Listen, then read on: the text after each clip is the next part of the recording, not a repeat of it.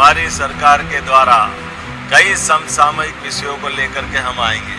उसमें से एक सौभाग्य से कॉमन सिविल कोड की तरफ भी हम बढ़ रहे हैं। महाकाल चाहेंगे तो इसी सत्र में पारित होगा। नहीं, वो तो पूरे देश में समता और समानता का नारा देकर भारत के समतामूलक और समावेशी दृष्टिकोण को शुरू से ही चकनाचूर करने का काम कर रहे हैं। अनेक राज्यों में इनने पूरे के पूरे समुदायों को यूसीसी से बाहर रखा है, समान नागरिक संहिता से बाहर रखा है। तो ये कैसे माना जाए कि सब ये यूसीसी को लागू करेंगे? रामेश्वर शर्मा इसी आधार पर सस्टेन कर रहे हैं, इसी आधार पर वो सफल हो रहे हैं कि कितनी ज़्यादा घृणा फैला सके।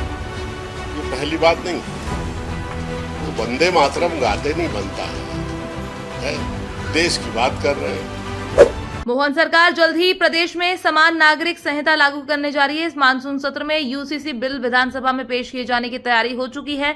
सीएम यूसीसी को लागू करने के संकेत दे चुके हैं। मामले में भाजपा विधायक रामेश्वर शर्मा का मानना है कि उच्च कानून देश के नागरिकों की सुरक्षा और सुविधा के लिए है। ये कानून जब आएगा स्वाभाविक रूप से जनसंख्या का नियंत्रण होगा। वहीं मामले में कांग्रेस ने बीजेपी पर पलटवार किया है। कांग्रेस का कहना है कि भाजपा सरकार समानता की बात कर संविधान की समावेशी दृष्टि को चकनाचूर कर रही है।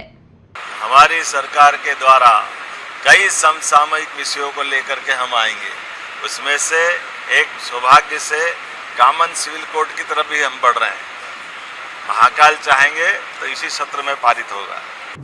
देखिए, वो तो एक अच्छा और नेक कदम है, पूरे हिंदुस्तान की डिमांड वाला काम है, क्योंकि यूसीसी जो है वो कानून भारत के सुरक्षा के लिए कानून है।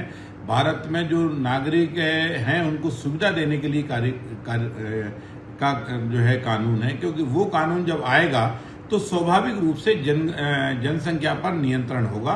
और पहले के सारे नेता जनसंख्या पर नियंत्रण की बात करते रहे।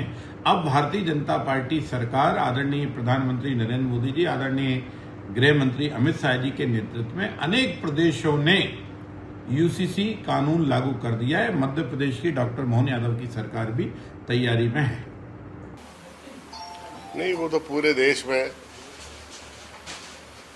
समता और समानता का नारा देकर भारत के समतामूलक और समावेशी दृष्टिकोण को शुरू से ही चकनाचूर करने का काम कर रहे हैं।